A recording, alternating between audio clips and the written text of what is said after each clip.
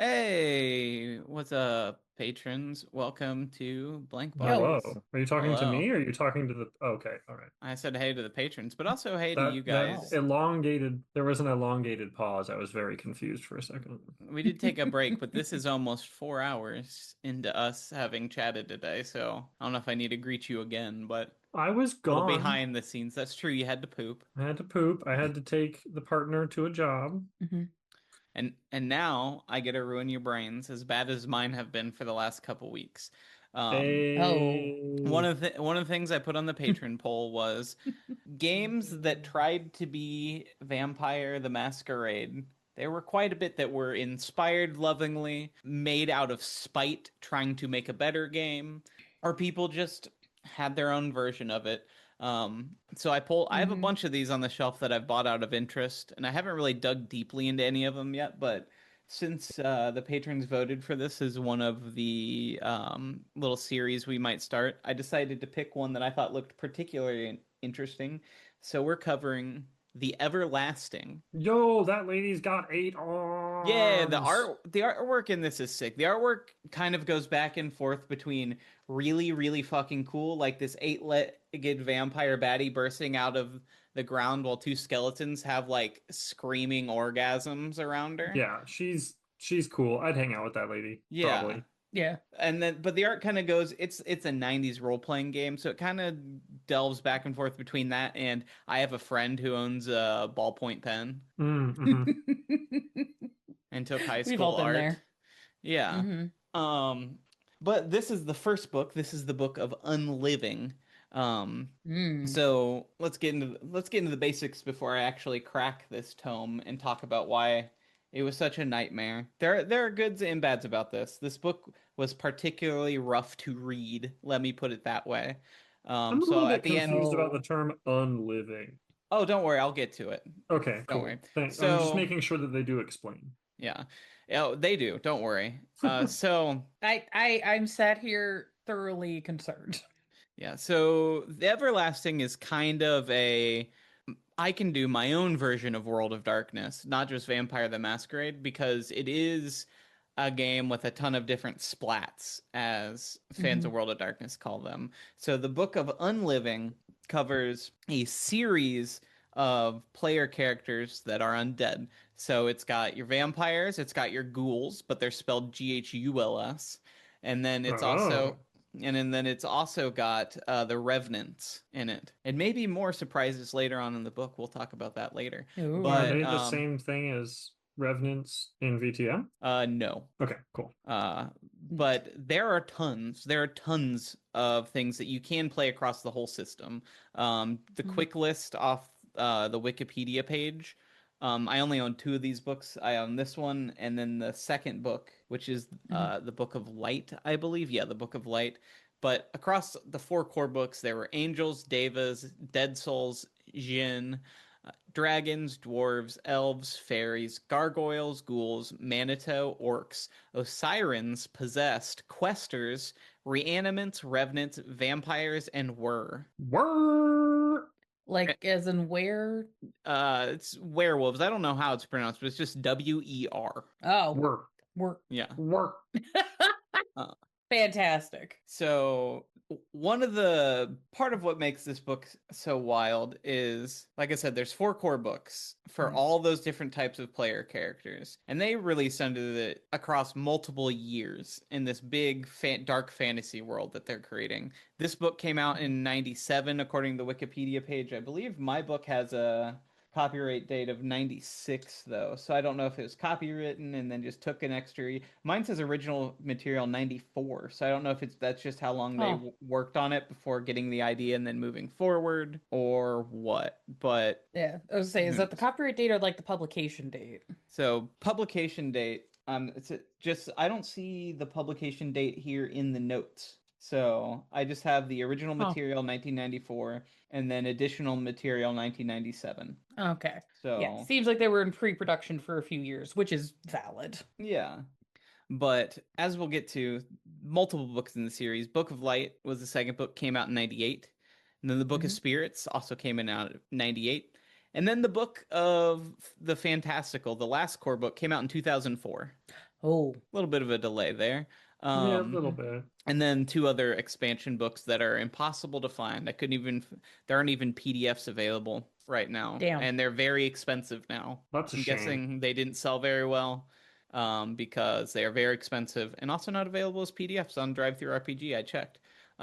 There is an Hmm. updated version of this book right now, but it is about $40 for the PDF. So I did not pick it up. I stuck with my physical copy that I have. $40 for a PDF seems wild to me. Yeah, but it is a revised one that was published in 2005. So from Hmm. what I read online, the art's updated, all color, nicer.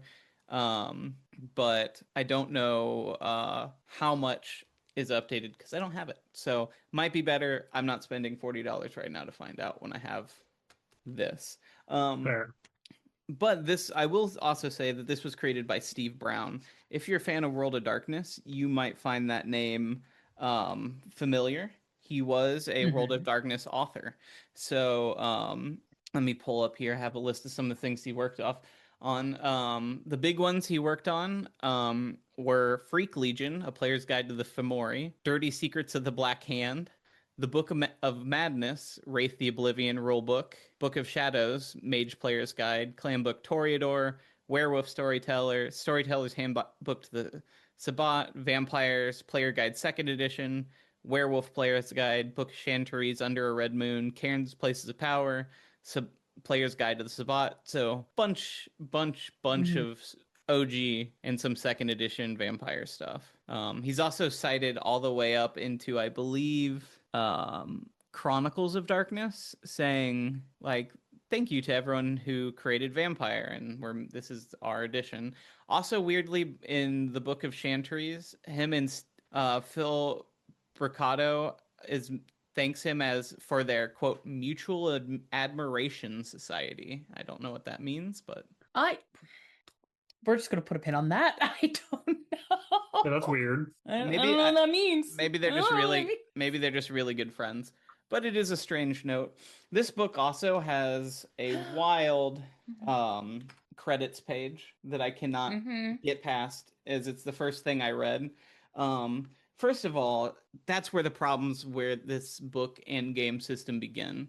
The credits page? Yeah, this game likes Oh to use no. fucked up, out of date words, fake Mm-hmm. or unnecessary Latin, and be overtly wordy. Just basically an Anne Rice fan trying to write a instructional book for anything. Um, Looking at the credits page, he credits himself as inventor and artisan Stephen Brown, and then in parentheses explains that that means creation, design, and development. Then we have scribe Stephen Brown, in parentheses writing and editing. Then we have limner administer Steve Brown, art in parentheses art direction. Limner of tome cover Alan Rabinowitz, and then in parentheses cover artist. And it just goes on this for like a whole page. You have your limners of tome pages. You have your Mhm. heralds. They design the logos. You have your illumination administrators, which is layout design. Your illuminator, which is layout and photo manipulation. Wise Mhm. and noble oracles, which are the business consultants. Why do they Sage. need to Okay. give flavor to all of these things? Oh, it's so Like, much fun. okay. Here's the thing. Here's the thing. I'm gonna note that if you read the old WAD books, there's a lot of cases of there's flavor added, but it's not in like the job description. It's usually like a nickname or some Yeah. sort of like kooky inside joke written next to that creator's name. Because Yeah, it'll be like I'm gonna be honest. it'll be Oh, like go ahead. random name and then say, "Sorry for all the pizza I ate out of your fridge at 2 a.m." Yeah. Like those kind of jokes next to a creator's name. Yeah, like that's fine and goofy, and it's you're doing it supposedly an indie project. You wanna stick a little personality in it. That's fine. I'm not fucked about it. What I am fucked about, and this is just probably me having a professionalism aneurysm I don't need to be having, is when you're in the arts and you're doing productions, whether it's a book or a movie, music video, that kind of shit.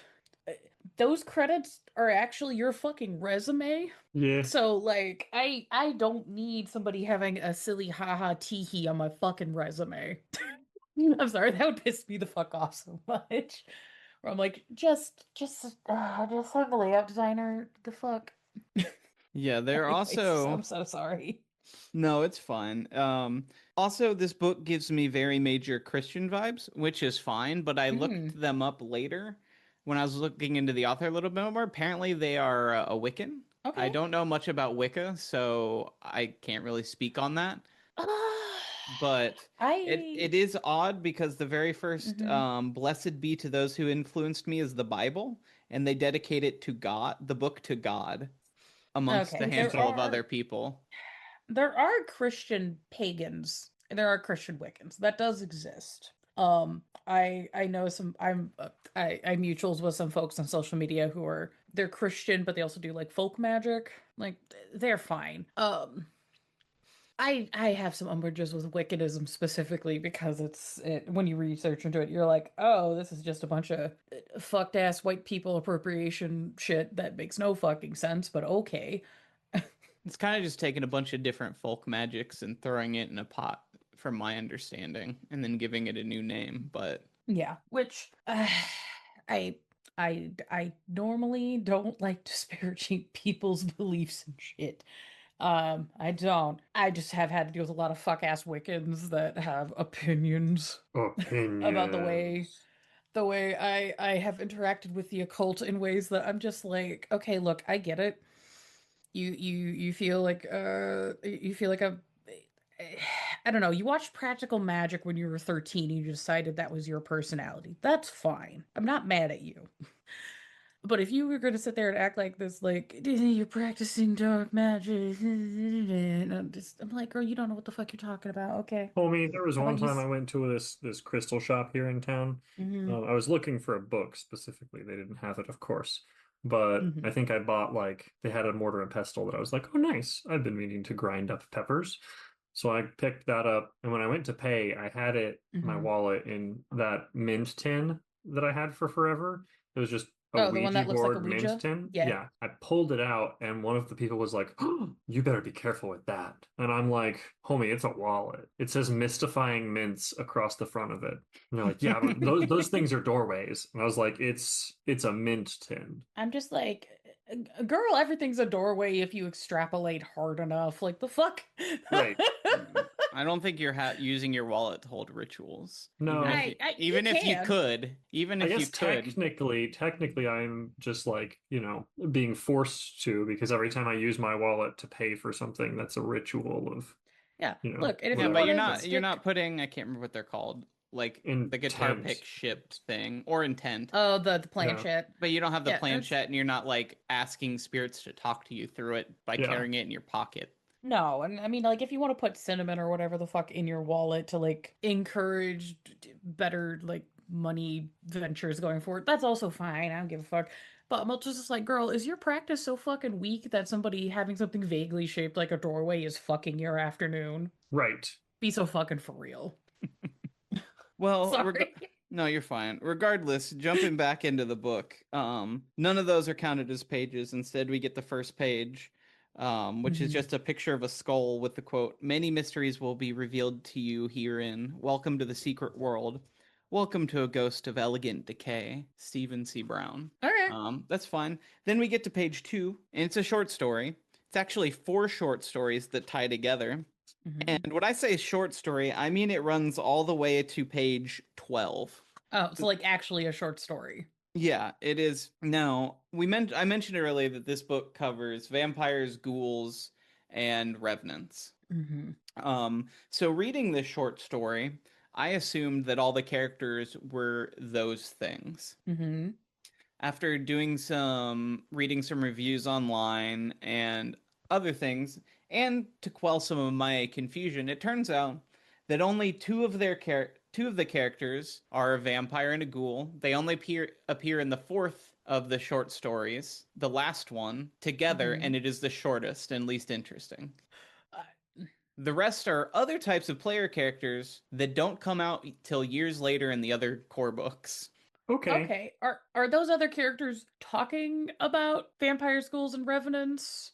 Because that could be a cool way to introduce, like, do world building, introduce that there's other types of creatures, No, they're but more the talk. story is focused on the subject. No, and I don't know because it says it ends with Mhm. part two continues in the Book of Light, which came out the next year. The other one I haven't cracked that book at all yet. So, but I believe it's Oh. more giving away the like core setting story, setting that up. This Hmm. is about the four characters.